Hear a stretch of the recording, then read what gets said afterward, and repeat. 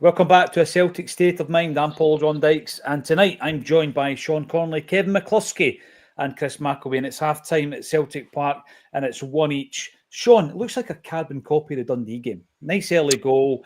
We're controlling, we're creating chances, should be 2 or 3 up, and then the sucker punch. We concede quite near to half-time. What did you make of that first half? Yeah, I figured it was in the post. I actually thought we might get away with it until the second half, but yeah, missing chances. It's the same thing. It was almost the same against Ross County as well, where we had to pull it out late.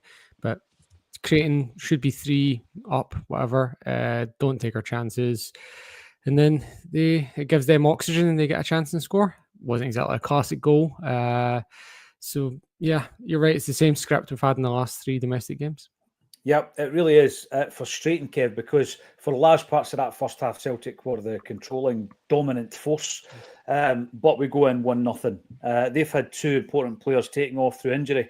But again, there's something about the Celtic side for some strange reason, and I don't know why, they become spooked after a situation like that. And then, Rio Tati can't pass a ball to a Celtic jersey for 5 minutes after the equaliser goes in.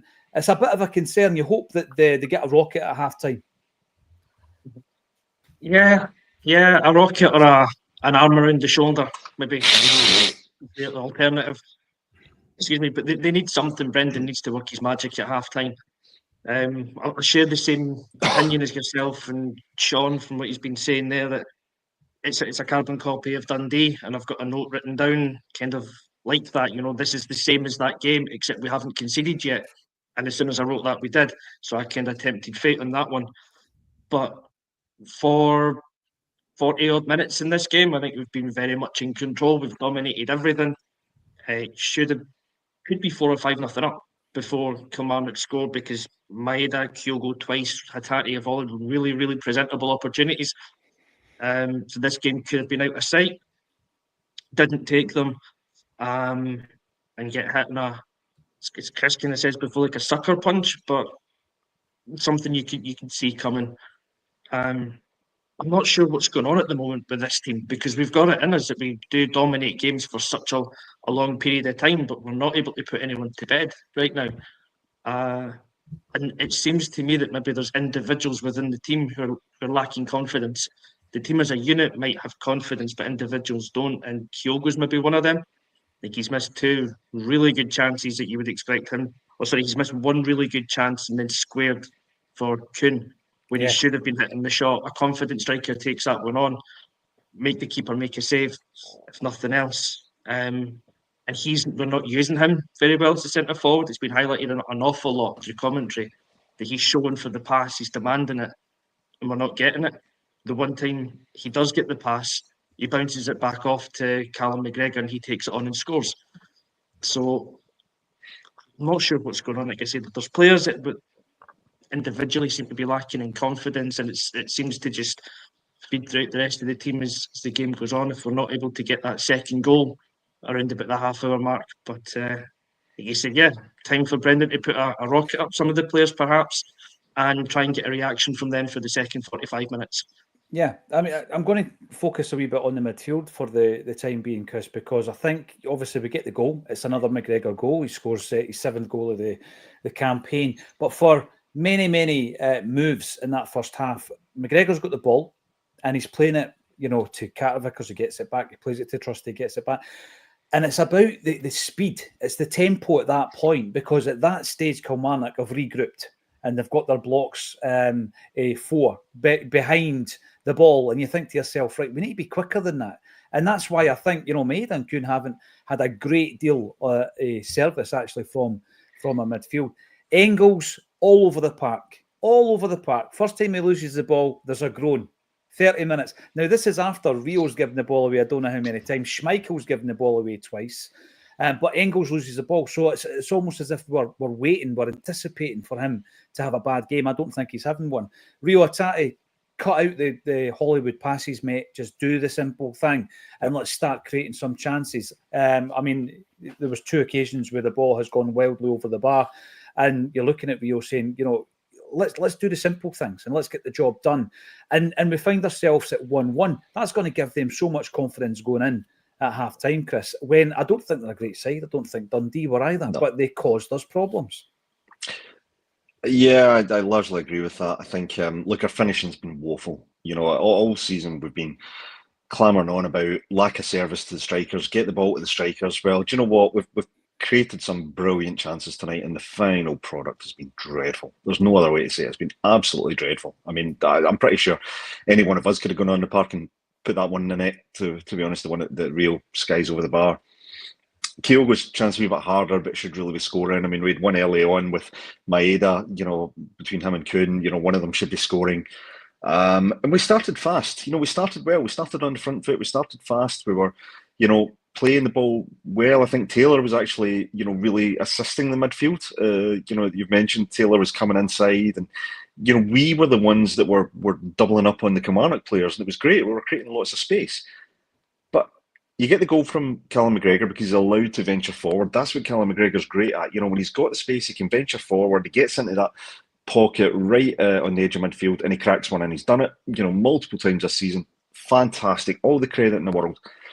But then later on in the game, you're 30 odd minutes in, and Callum McGregor is doing exactly what you said. He's getting the ball, it's gone back to the defenders, gone back to Carter Vickers, gone back to Trusty, back and forward. And then the one thing I noticed is that Kilmarnock have clocked this. And there's 3 Kilmarnock players on McGregor when he receives the ball, and he loses possession. And Kilmarnock are on the attack. And we did that on a couple of occasions. Hatate's giving the ball away, and it's inviting them on. They're starting to see opportunities. You can see that the Kilmarnock's evolving as the game's going on. We're not. We're regressing. We're going back to playing risky passes out for the back. Nobody wants the ball. Everybody's trying to get rid of it very, very quickly. We're giving up possession, we give up chances, and then eventually you can almost write the script. They're going to get a goal. It was coming. It was not in doubt for me that Kilmarnock were going to get a goal because we missed chances, and then for a good 15-minute spell in that second half, I think we forgot how to play football. I really do.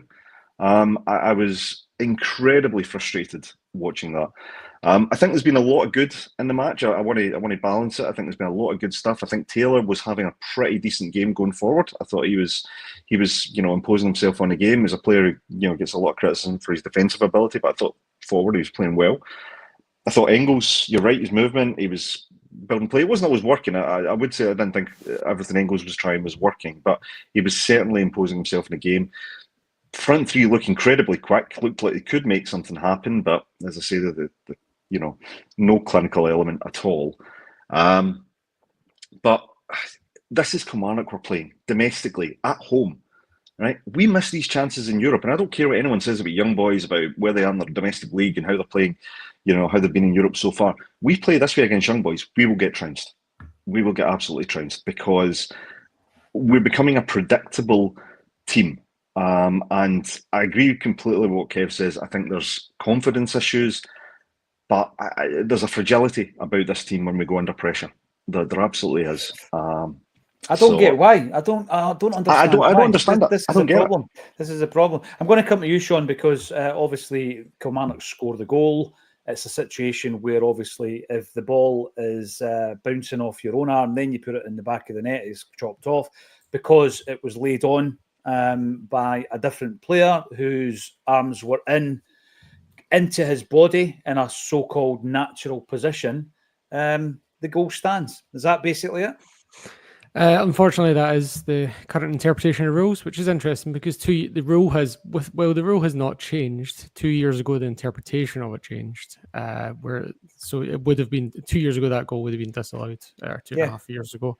So it's very interesting how these things change because the rule says immediately after the ball has touched their hand/arm, even if accidental. And the word there is doing a lot of heavy lifting, meaning it's only the player that scores the goal. Whereas before it used to be if it was direct, anyone accidental handball leading directly to a goal, even like that. Basically, 3 years ago that was disallowed. That's basically the you can now get an assist with your elbow. You can now get an assist with your elbow. Basically, the only way it's disallowed now is if he moves his arm towards the ball, which he doesn't. He's clearly trying to get his arm out of the way, and it just bounces off. So, it's the correct interpretation of the rule. I think the frustration looking at what you can do to prevent that is the cross. You've got to prevent the cross, Sean, haven't you? Oh, look, I think, but I'm not sure. There's two deflections in there. I'm not sure you can totally legislate for that sort of thing. I think the broader issue again has been the finishing. Like, I know everyone's bagging out Hatate here, but like 3 chances come directly. You're saying Hatate should be keeping it simple, but 3 chances come directly from ambitious passes from Hatate. That one that Kyogo's 1-on-1 is Hatate ball over the top. Kuhn, when he takes it the goalkeeper at the start, is a Hatate through ball as well. It's perfectly weighted.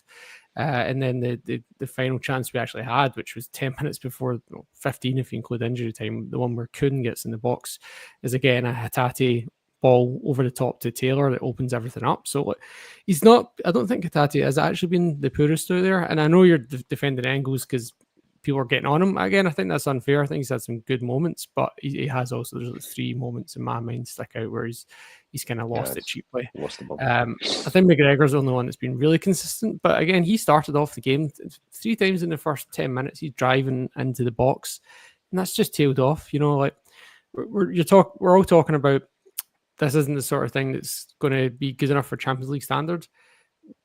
True, but also we've shown the things that we do need to show. We've just not shown them for long enough and consistently enough. Like the first 20 minutes, we had great intensity and tempo, and then it tailed off and nothing was happening between 20 and 30. Switched it back on for another 5 minutes, and then it just disappeared again. So we have shown it, but we've only shown it in spells, and that's what's frustrating. Yeah, it is. And again, going into the second half, you look at the performance initially, Kevin, and you think to yourself, well, that was working. It was working really, really well. The goal that obviously made the breakthrough, you're thinking to yourself at that stage, this could be 2 or 3 by half time.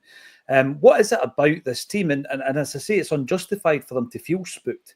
This is a team that gets things over the line. This is a team that knows how to win and has been successful.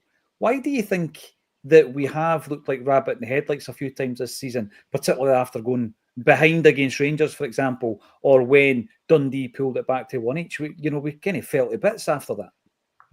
Mm-hmm. I'm not sure, but is there an element that we become predictable in how we play, and therefore opposition know how to play against us that bit more, and so they know how to attack us where our weak spots are. Today's one of those days where, like Sean says, going forward, we've actually created a lot of good chances and a lot of clear-cut chances.